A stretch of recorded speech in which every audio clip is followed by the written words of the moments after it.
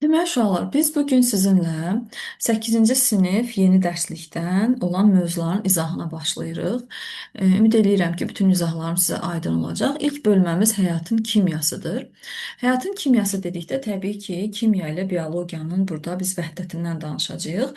Yer üzündə olan bütün maddələr bilirik ki, molekullardan təşkil olunub və molekullar olduqca deməli kiçik zərrəciklərdir və bunun nə qədər kiçik olduğunu təsəvvür etmək üçün biz bir fincan su götürək və o suda olan su molekullarının sayı yer üzündə olan, yəni kainatda olan ulduzların sayından da daha çox olacaq. Demək ki, bu kiçik bir suda, fincanda bu qədər çox miqdarda su molekulu var. Demək ki, su molekulu bu qədər çox kiçik hissələrdən təşkil olunmuşdur. Amma su molekulu təbii ki, 3 dənə atomun birləşməsindən yaranmışdır. Amma minlərlə atomlar var ki, hansı ki, digər molekullar var ki, onlar minlərlə atomların birləşməsindən əmələ gəlmişdir.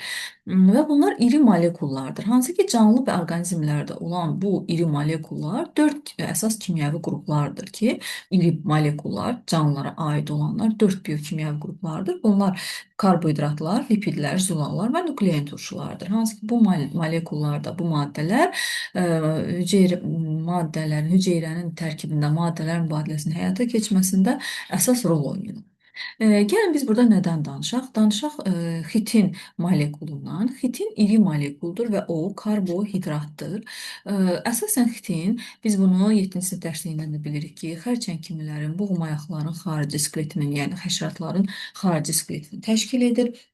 Eyni zamanda xitin göbələklərin hüceyrə divarının əmələ gəlməsində əsas rol oynayır. Biz bilirik ki, hüceyrə xaricdən hüceyrə divarı ilə əhatə olunmuşdur. Onun daxilində isə nazik plazmatik membrandır və hüceyrə divarı göbələklərdə xitin tərkiblidir. Amma bitkilərdə o bilir ki, bitkilərdə də hüceyrə divarı var, sonra bakteriyalarda da hüceyrə divarı var. Bunlarda isə deməli hüceyrə divarı selluloza tərkiblidir.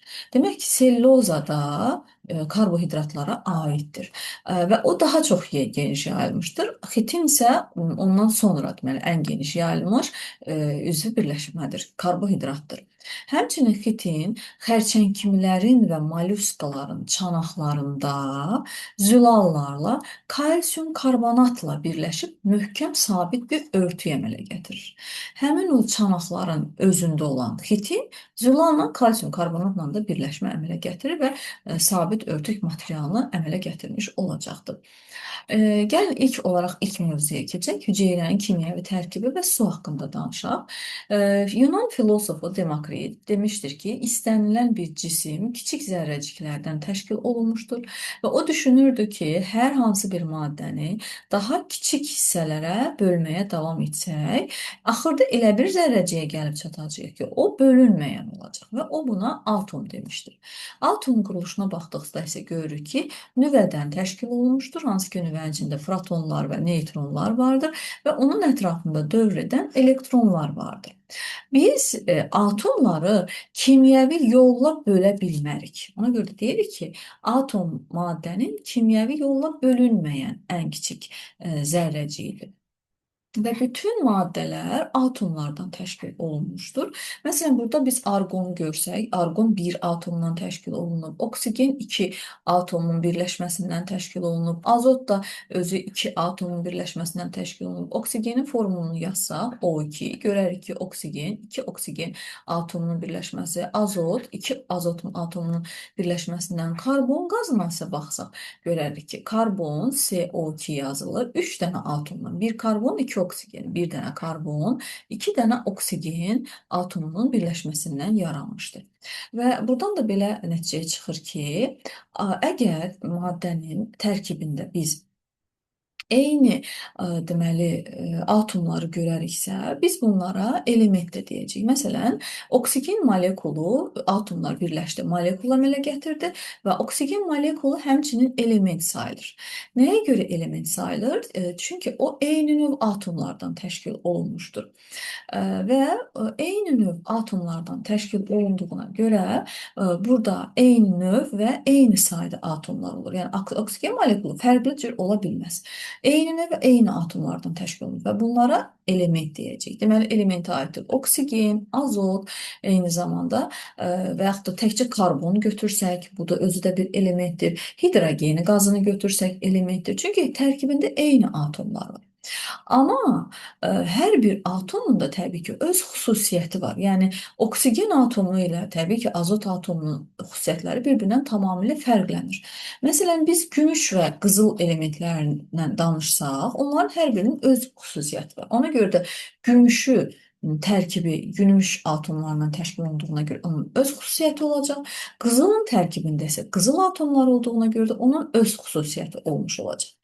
Alimlər təbiətdə 92 müxtəlif atom növü kəşf etmişdir. 92 dənə müxtəlif atom var. Deməli, təbiətdə yalnız 92 müxtəlif elementə rast gələ bilərik. Təbii ki, bu təbiətdən gedir söhbət. Təbiətdə müxtəlif 92 dənə element var və bu elementlər və yaxud da atomlar bir-biri ilə müəyyən nisbətdə, müəyyən quruluşda birləşərək yeni bir xassiyə əmələ gətirən kimyəvi birləşmə əmələ gətirir və kimyəvi birləşmə tamamilə yeni bir maddə olur. Məsələn, biz ayrı-ayrılıqda natriumu, xloru götürsək, bunların hər birinin öz xüsusiyyəti var. Amma bunlar natrium-xlor şəklində, kimyəvi birləşmə şəklində birləşdikdə süfrə duzu adlanır və onun özünün öz xüsusiyyətləri, öz xassələri yaranmış olur. Və yaxud da ki, karbon, hidrogen, oksigen bunlar ayrı-ayrılıqda öz xüsusiyyətləri olan atomlardır, elementdir. Amma bunları bir yerdə birləşdirib biz C6, H12, O6 kimi glukoza, yəni şəkər molekulu şəklində götürsək, təbii ki, bunun tamamilə fərqli bir xüsusiyyəti var. Və yaxud da təbaşirin tərkibində kalsium var, karbon var, oksigen var, hər birinin ayrı-ayrı xüsusiyyəti var. Amma bunlar təbaşirin tərkibində birləşir və bir molekul əmələ gətirir ki, karbon belə yazılır. Əmələ gətirir ki, tamamilə yeni bir quruluş xüsusiyyət əldə etmiş olur. Burada müxtəlif elementlər verilmişdir və bu elementlərin atom nömrələri və yaxud da sıra nömrələri verilmişdir. Biz bilirik ki, sıra nömrəsi onun nüvəsində olan proton sayını göstərir eyni zamanda. Həmçinin kütlə ədədi verilmişdir. Biz kütlə ədədindən əgər protonun sayını və yaxud sıra nömrəsini çıxsaq, o zaman biz həmin elementin neytronlarının sayını tapmış olarıq. Məsələn, hidrogende 1-dən 1 çıxırıq, neytron sayı 0-dır. Karbonda 12-dən 6 çıxır. Kütlə ədədindən protonun sayını çıxanda 6 qalır. 6 dənə neytronu var. Azotda 14-dən 7 çıxırıq, 7 neytron var. Oksigində 8-dir. Fosforda 16 neytron var. 31-dən 15 çıxdıq və s. Və bu şəkildə görürük ki, neytronların sayını bu şəkildə tapmaq mümkündür. Həmçinin biz burada insan orqanizmində olan elementlərin kütlə payını görürük. Bir də atmosfer havasında olanların kütlə payını və müqayisədə baxanda görürük ki, ən çox orqanizmimizdə kütlə payı oksigenə xasdır. Ona görə birinci oksigeni yazıram. Ondan sonra karbon qazıdır. 18,5% karbonu yazırıq. Ondan sonra hidrogendir və növbəti sırada dördüncü azotdur. Daha sonra fosfor və s. Və bu 4 element bizim, yəni orqanizmimizdə daha böyük üstünlük təşkil edir. Amma atmosferə baxanda nə görürük? Ən çox azotdur, ondan sonra oksigendir və karbon 0,3%-dir. Hidrogen isə 0,100.005%. Yəni görün nə qədər azdır. Və bu da bizim orqanizmimizdə həmin bax bu kimyəvi elementlərin miqdarının bu qədər fərqli olduğunu bizə sübut edən bir, belə deyək də, göstəricidir. Canlı orqanizmlərdə olan bax bu maddələr əsasən kimyəvi birləşmələrin tərkibində 99% bax bu 4 dənə element oldu. Karbon, hidrogen, oksigen, azot, yerdə qalan elementlər də 1%-ni təşkil edir. Və bu elementlər birləşərək orqanizmimizdə ən çox rast gəlinən kimyəvi birləşmələr əmələ gətirir. Canlı hüceyrələrin əsas hissəsi bilirik ki, sudan təşkil olunmuşdur, su hidrogendən və oksigendən təşkil olunmuşdur. Yağlar və karbohidratlar hidrogen, oksigen və karbon elementlərindən təşkil olunmuşdur. Zülallar və nuklein turşuları yenə də karbon, hidrogen, oksigen və Burada həmçinin azot kimyəvi elementi də vardır ki, bunlar birləşir. Bax, bu molekulları əmələ gətirmiş olur. Su molekulundan danışaq, sudan danışaq. Bilirik ki, hüceyrənin əsas tərkib hissəsi sudur. Su həyatdır və hüceyrənin, insan bədəninin kütləsinin 80% sudur. Bitki və ya heyvanların isə 95% sudur. Hətta meduzaların bədəninin 98% sudan təşkil olunmuşdur. Və suya diqqətlə baxanda görürük ki, suyun iki hidrogen, bir oksigen atomları birləşir və oksigen mənfi yüklüdür, hidrogenlər müsbət yüklüdür. Və bunların bu şəkildə mənfi və müsbət yüklü olması sayəsində onlar arasında hidrogen rabitəsi yaranmış olur. Mənfi yüklü oksigenlə müsbət yüklü hidrogen arasında hidrogen rabitəsi yaranır ki, bu hidrogen rabitəsinin olması hesabına su molekulu cüzi olaraq deməli polyarlıq qazanmış olur. Polyar, yəni müsbət və mənfi hissələr olduğuna görə polyar molekul olmuş olur ki, bu da onun bir sıra xüsusiyyətlərini göstərir. Bilir ki, su termostabildir, yəni onun xüsusi özünün istilik tutumu vardır və həlledici xüsusiyyətə malikdir. Bax, iki dənə termostabil və həlledici xüsusiyyətinin olması canlı orqanizmlərdə müxtəlif belə deyək də proseslərin həyata keçirilməsinə mühüm rol oynayır. İndi gəlin belə eləyək, suyun əsas istilik tutumundan danışaq. Suyun istilik tutumu başqa mayelərə nisbətən xeyli deməli yüksəkdir. Belə ki, hidrogen rabitələri olduğuna görə su molekulları arasında su yüksək donma temperaturuna malikdir və su tədricən qızır və tədricən də soyur. Tədricən soyur. Və o 0 və 100 dərəcə Selsi arasında maye halında olur. Və bu cür onun donma temperaturunun olması, 100 dərəcədən sonra qaynama temperaturunun olması, 0 dərəcə Selsidən aşağı donma temperaturunun olması. Yəni əslində məsələn digər molekullar mənfi dərəcədə donursa, su 0 dərəcədə donur. Ona görə də onu deyirik ki, donma temperaturu yüksəkdir. Bu xüsusiyyətin olması təbii ki, orada molekullar arasında zəif hidrogen rabitəsinin olması hesabına. Və su donan zaman bu buz halına keçir. Təbii ki, bilirik ki, suyun donmuş halı buz halıdır və buz olanda suyun sıxlığı maye suyun sıxlığından az olur. Bunun səbəbi nədir? Səbəbi odur ki, su maye halında olanda su molekullar baxın görürsünüz titrəyir. Burada kinetik enerji olur eyni zamanda. Kinetik enerji çox olur. Amma su soyuduqca kinetik enerji azalır və nəticədə su molekulları arasında sadəcə hidrogen rabitələri qalır və bu hidrogen rabitələri də bərk dartılır və suyu sanki belə kristal formasına almış olur və suyun səthində bax belə buzun olması nəticəsində biz bilirik ki, suyun üst təbəqəsində buz qatı yaranmış olur. Bax belə buzu göstərsək və alt təbəqəsi maye halında olur və bu da gətirir suyun alt hissəsində olan deməli canlıların yaşaması üçün əlverişli şərait qazandırır və nəticədə suyun aşağı təbəqəsi daha isti qalır. Yəni bu da onun istilik izolyasiyası təbəqəsi yaradır sanki və nəticədə bu qatda suyun bu hissəsinin donmasını ləngidir. Nəticədə də oradakı canlıların donmasının təbii ki, qarşısını almış olur. Həmçinin su bitkilərdə deməli yarpaq tərəfindən su buxarlandırılır və buxarlanma günəşin işığının o yarpaq toxumalarının həddindən artıq qızmasının qarşısını alır. Eyni zamanda insanın bədən temperaturunun sabit saxlanılması üçün də daima orqanizmimiz tərləyir və tərləmə nəticəsində bədəndə olan istiliyin çox artıq hissəsi xaricə verilir və bu zamanda bədən temperaturumuz tənzimlənmiş olur. Həmçinin dedik ki, suyun ikinci xüsusiyyəti onun həlledici olmasıdır. Belə ki, su molekulları arasında digər molekullar qarışır, həll olur və bəzi molekullar təbii ki, suda həll olur, bəzi molekullar suda asanlıqla həll ola bilmirlər və suda həmin o molekulların asanlıqla həll olması orada gedən müxtəlif proseslərdə fəal iştirak etməsinə təsir göstərir. Su bildik ki, molekul polyardır, onun müsbət və mənfi hissələri var. Eyni zamanda polyar molekullarda suda asanlıqla həll ola bilirlər. Məsələn, biz burada xörək duzu misalında baxsaq, görə bilirik ki, xörək duzu suda yaxşı həll olur. Səbəb odur ki, natrium xlor, yəni xörək duzu, bu kimyəvi birləşməsi suya daxil, suya həll etdikdə müsbət və mənfi yüklü, baxın, müsbət, mənfi və müsbət yüklü ionlara ayrılır. Mənfi yüklü xlor ionunun ətrafında suyun müsbət olan polyar hissəsi gəlib toplanmış olur. Baxın, bunun hidrogenlər müsbətdir. Həmin bu müsbətlər gəlir bunun ətrafına toplanır.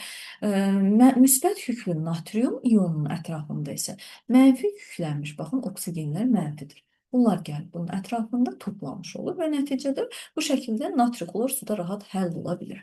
Və yaxud da ki, burada bizə bir misal çəkib karboksil və ya amin qruplarını göstərib ki, onlar da ionlaşmış qruplar olan zaman onlar karbonlu birləşmələr daxilində olanda suyun hidroksil qrupları ilə hidrogen rabitələrini əmələ gətirmiş olurlar. Və burada biz şəkərə baxsaq görərik ki, şəkərin OH-ı təbii ki, oksigen mənfidir, hidrogen müsbətdir. Burada suyun mənfi tərəfi hidrogenə tərəf yönəlir, suyun müsbət tərəfi isə oksigen mənfi olduğuna görə o hissəyə doğru yönəlir və neticədə bunlar arasında yenə də hidrogen rabitəsi əmələ gəlmiş olur. Demək, su termostabildir, yəni istilik tutumuna malikdir. Eyni zamanda xüsusi həlledici xüsusiyyətinə malikdir ki, bu da hüceyrədə təbii ki, müxtəlif kimyəvi reaksiyaların baş verməsində, eyni zamanda maddələrin daşınmasında, sitoplazmada maddələrin həll olmasında, bir hüceyrədən digərinə daşınmasında xüsusi rol oynayır. İnsanın, heyvanın bədənində daxili maye mühiti deyilən bir, belə deyək, mühitimiz var. Hansı ki, daxili maye mühitinə aiddir qan plazması, limfa, bir də toxuma mayesi. Bax, bunların təbii ki, qan plazmasının 90%-ni su təşkil edir. Limfanın bir çox hissəsini su təşkil edir. Toxuma mayesinin çox hissəsi sudan təşkil olunmuşdur. Bu da nə üçündür? Hüceyrələrə qidalı maddələri, bu maddələr yəni vasitəsilə, yəni bu maddələr əslində hüceyrəyə qida maddələrini daşıyır və bu qida maddələrini daşımaq üçün də o suda həll olmalıdır.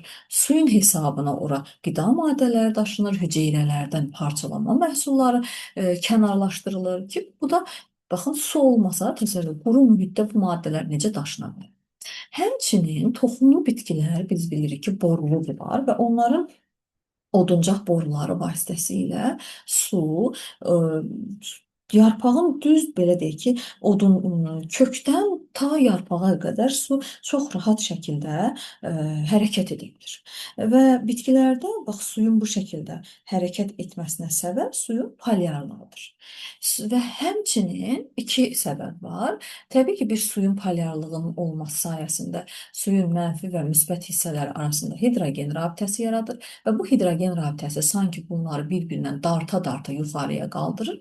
Eyni zamanda, yəni bu oldu birinci səbəb, belə deyək, bu birinci səbəb desək, bunu ikinci səbəb desək, bir səbəblərdən biri də oduncağın divarının səthində su molekulları arasında cazibə qüvvəsinin olmasıdır.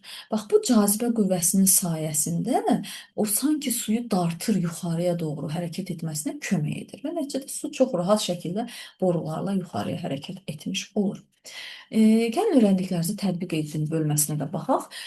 Azərbaycan dilində bilirik ki, əlifbamızda 32 hərf var və biz 32 hərfdən 100 minlərlə fərqli-fərqli sözlər yarada bilərik. Həmçinin təbiətdə olan 92 elementdən də müxtəlif üsullarla çoxlu birləşmələr yaratmaq mümkündür. Məsələn, burada qızılın tərkibində sadəcə qızıl elementi var. Qurğuşun sulfidin tərkibində təkcə həm qurğuşun var, həm hidrogen sulfid var, sulfid yəni var, molekul var, kükürt var. Kükürdün tərkibində sadəcə kükürd elementi var. Suyun tərkibində həm hidrogen var, həm oksigen var. Və buradan deyir ki, bizə hansı element, hansı kimyəvi birləşmədir? Qızıl tərkibi yalnız qızıldan təşkil olunur, ona görə elementdir. Kükürt də yalnız element, kükürddən təşkil olunur, elementdir. Amma qurğuşun sulfid kimyəvi birləşmədir, su da kimyəvi birləşmədir. Çünki fərqli elementlərdən təşkil olunmuşdur. Elementin qarışığı ilə kimyəvi birləşmə arasındakı fərq nədir desə bizə, kimyəvi elementləri bir-birinə qarışdırsaq, məsələn, bax, sizə belə bir misal çəkim. Deyək ki, hidrogen qazıdır, düzdürmü? Bir də oksigen qazıdır. Gəlin bunları bir-birinə qarışdıraq. Yenə də nə alınacaq? Qaz qarışığı alınacaq. Burada heç bir bunların xassələri dəyişmədi.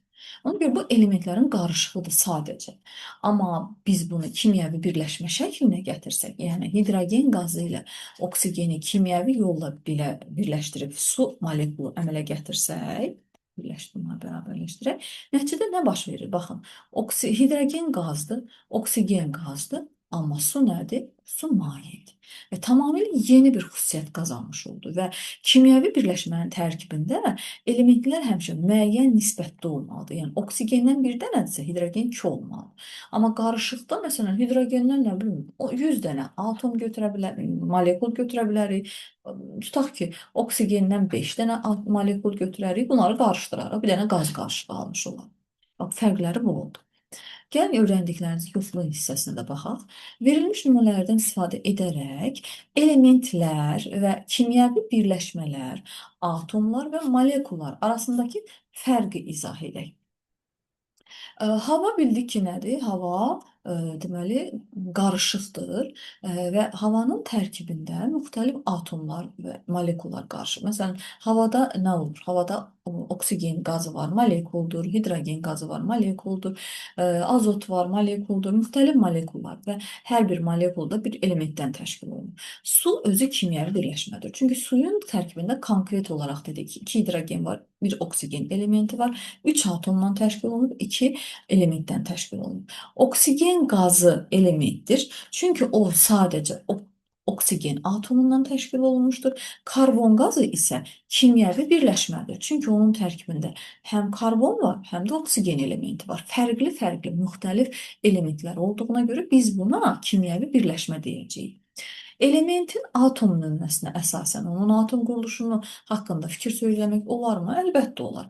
Atom nümunəsi, məsələn, burada bayaqki tapşırıqda baxdıq, məsələn, burada deyək ki, karbonun atomun nömrəsi 6-dır. Deməli, onun nüvəsində 6 proton var, 6 neytron var. Ətrafında deməli həmçinin onun kütlə payını, yəni buna əsasən biz onun ətrafında dövr edən hətta elektronların sayını da deyə bilər ki, ətrafında da 6 dənə elektron dövr edir. Demək ki, sıra nömrəsi bizə onun haqqında bir çox məlumat verməyə kömək edir. Suda olan kimyəvi rabitələr, təbii ki, suda olan kimyəvi rabitə hidrogen rabitəsidir. Onun hansı iki mühüm xassəsi olduğu, bir həlledici olmasına kömək etdi suyun, eyni zamanda istilik tutumunun olmasına da şərait yaratdı. Bu qədər uşaqlar. Ümid edirəm ki, birinci paraqraf sizə tam aydın oldu. Hər birinizə uğurlar arzulayıram. Sağ olun.